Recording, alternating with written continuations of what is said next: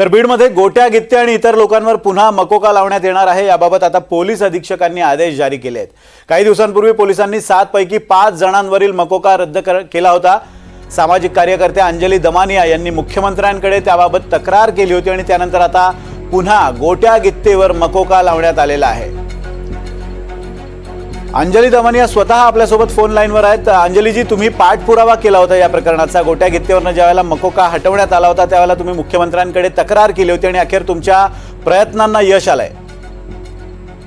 कसं आहे की कराड जितका भयानक आहे ना तितकाच तो गोट्या गित्ते कदाचित त्याच्यापेक्षा जास्त आहे आणि त्यामुळे त्याला कुठच्याही परिस्थितीत पकडणं आणि शिक्षा होणं गरजेचं आहे। पण कारण त्याच्यावर असंख्य म्हणजे 16 केसेस असताना काय म्हणजे एक टेक्निकल प्रॉब्लेम होता म्हणून त्याच्यावरचा मकोका हटवला असं जेव्हा मला कळलं तेव्हा खरंच अपसेटिंग झालं।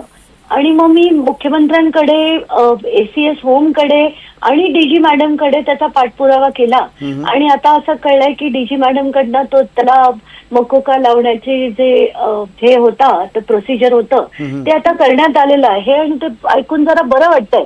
कारण हा माणूस इतका खतरनाक आहे की अशी लोक यांना शिक्षा जर नाही झाली तर कुठेतरी खूप चुकेल आणि म्हणूनच मी तो कंटिन्युअस पाठपुरावा करून ते करून घेतलंय। तर आता जरा तरी बरं वाटतंय पण शिक्षा कधी होईल ते आता आपण बघू। कारण त्याच्यावर प्रचंड प्रमाणात परभणी, लातूर, पुणे सगळीकडे केसेस आहेत।